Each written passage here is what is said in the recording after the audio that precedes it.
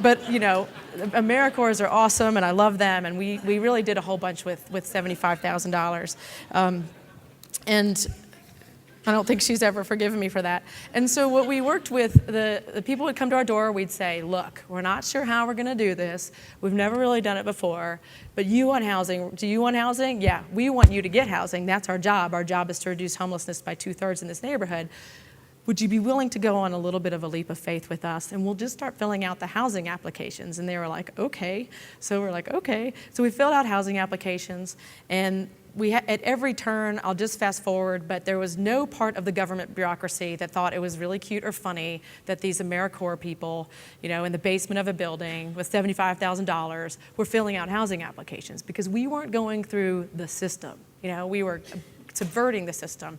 But eventually we were able to get the right person in the right cubicle with the right stamp to put the stamp on our housing applications that made them equally valid with the stamps for people who had gone through the shelter system. So we basically created a workaround to the shelter system for people who didn't want to go to the shelter system.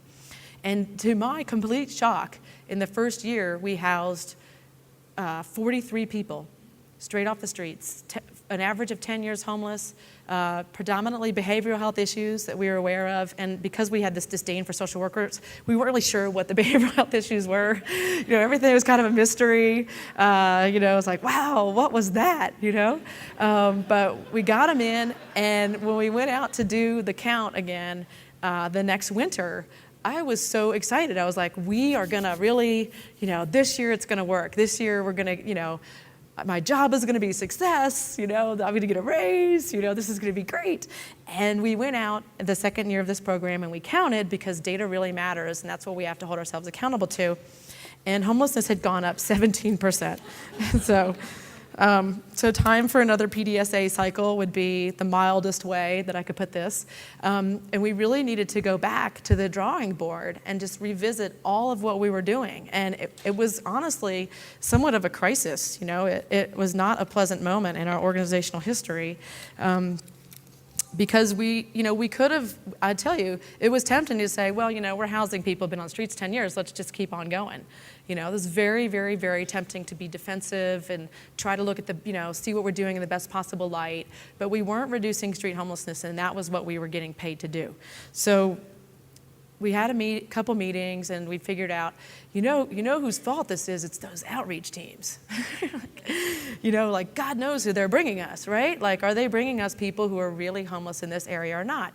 So I then made the most popular management decision ever and had our staff go out for 6 weeks in a row from 5 to 7 a.m.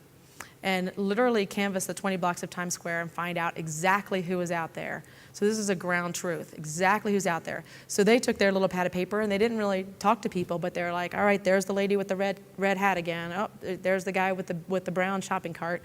And they mapped it out, and they learned something that's really important. They learned that even though 55 people sleep there, on any given night, there's 18 people who are in the same exact spot every single morning. And the only way that they found that out was by going out at a time that's uncomfortable and really looking at it and breaking that down. So we had a new hypothesis. Our hypothesis was, all right, let's start with those 18 people, because at least next year when we go out to count, if those 18 people aren't there, we're gonna be 18 down. You know, let's start with that. So we housed those 18 people, and what happened was just amazing. And by now we did have a social worker, thank God, because the length of homelessness went on average from 10 years to 15 years, which means we're getting closer to the harder part of the hard problem. And the behavioral health issues still existed, but now they needed to go to chemo treatment, and now they needed to stop by dialysis on the way to their housing interview. And that's the type of stuff that my staff ended up doing on the way to working with people towards housing. So it was really kind of shocking. But we did house those 18 people, and guess what? Everyone else out there knew those 18 people. And they knew, you house Barbara? She's worse than me. And so it created, what it did was it increased the hope and the confidence everywhere. You know, I love what you were saying about this recovery movement. Like, let's increase the hope and the confidence that this is possible. So one of those 18 people brought 24 people with him. And our job was really easy. We didn't have to outreach that hard because they believed that this would work. So after we just focused for 1 year on those 18 people, and literally we got their names and their pictures. Like, we got this down, this is giving away my military background too, but like, a name doesn't do me a whole lot of good, but if I have their pictures, I can go to those other organizations and say, yeah, that's great what you're doing. If you find any of these people, please bring them to us. We're not doing the ding dong and ditch anymore. You have to bring me these people. Which they didn't like that either. They didn't like not being able to do the ding dong and ditch, but that's too bad. Some other things that we did, so back to Common Ground, where Sarah Rayburn wasn't getting in anymore. They have this intake process where they do the interviews, and so I went back to my boss Roseanne, and I was like, look, I really think we can end homelessness, and we can reduce street homelessness in Times Square by 2/3, but you have more housing than anybody else in the city, and our people aren't getting into our housing. The left hand's not talking to the right. So Roseanne said, all right, well, let's start letting some street homeless people into our buildings again, as it was in the old days. And the building staff did not like this because the buildings were really nice and the rent collection rates were really high and the eviction rates were really low. And they believed that the reason that this was the case was because of their selectivity and who got in. So if I could show you 2004 on this graph, it would be 0. Nobody off the streets got into our housing. And then in 2005, I think it was 1 person. And what Roseanne did, which I think is a student of organizational change, I think was pretty brilliant. She said, let's just do 20 and let's see what happens and let's keep track of it.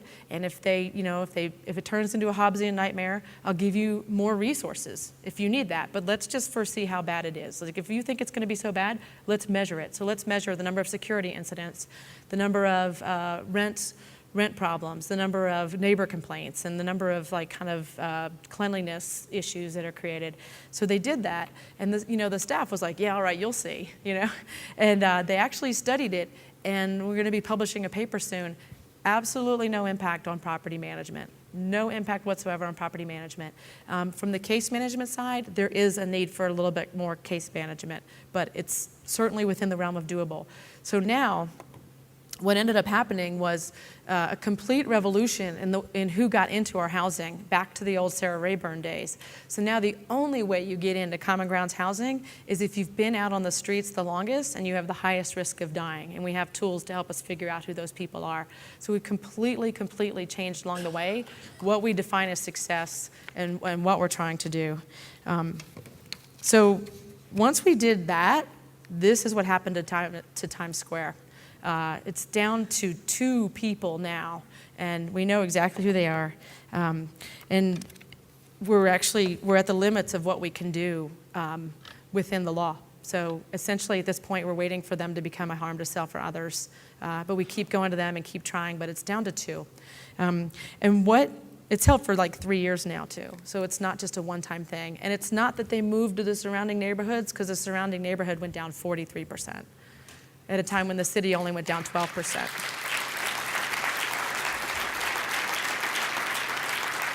Yeah, it's awesome, right? So it's a good thing we kept the AmeriCorps and didn't get 2 monkeys.